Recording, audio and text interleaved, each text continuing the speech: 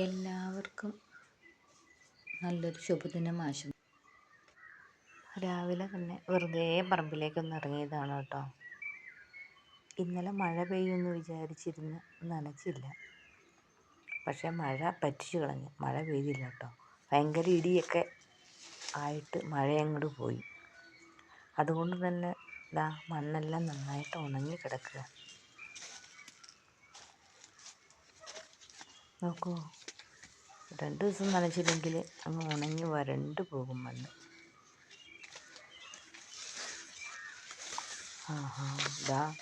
ഏലത്തിൻ്റെ ഉള്ളിലേക്ക് തന്നെ ഒരു വാഴക്കൊല ഒടിഞ്ഞ് വീണിട്ടുണ്ട് കേട്ടോ. ചൂട് സഹിക്കാൻ പറ്റാതെ ആവണമെന്ന് തോന്നുന്നു.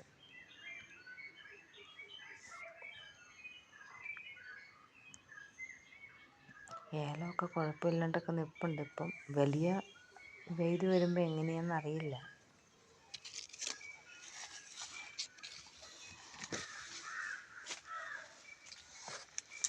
ഏലത്തിൻ്റെ പൂവെല്ലാം നീണ്ടു നിൽപ്പുണ്ട്.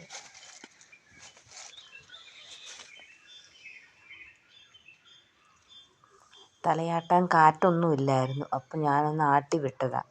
ഒന്ന് തലയാട്ടി നിൽക്കട്ടെ എന്ന് വിചാരിച്ചു.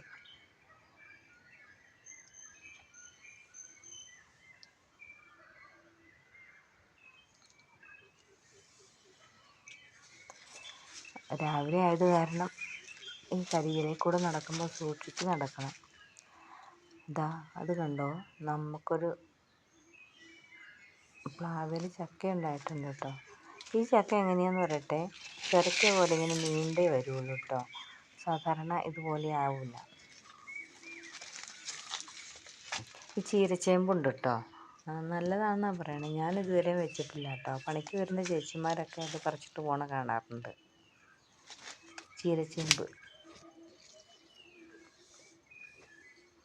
ഇത് തോരൻ വെക്കാൻ നല്ലതാണത്രേ.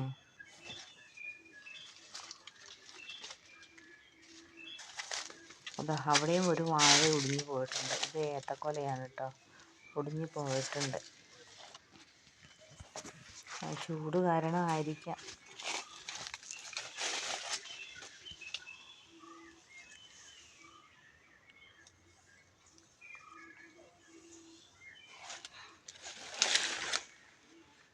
മൂത്തിട്ടില്ല, പക്ഷേ ഒടിഞ്ഞു വീണു. കറിയിൽ വല്ലതും വെക്കാൻ പറ്റുമായിരിക്കും. അതുകൊണ്ട് രാവിലെ ആയതുകൊണ്ട് പൂക്കളൊന്നും നന്നായിട്ട് വിരിഞ്ഞിട്ടില്ല. വിരിഞ്ഞ് തുടങ്ങുന്നതേ ഉള്ളൂ.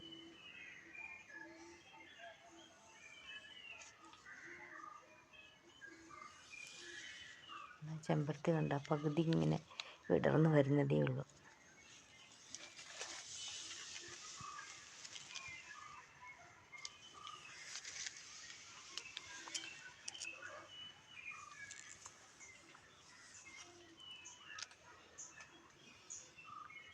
താഴേക്ക്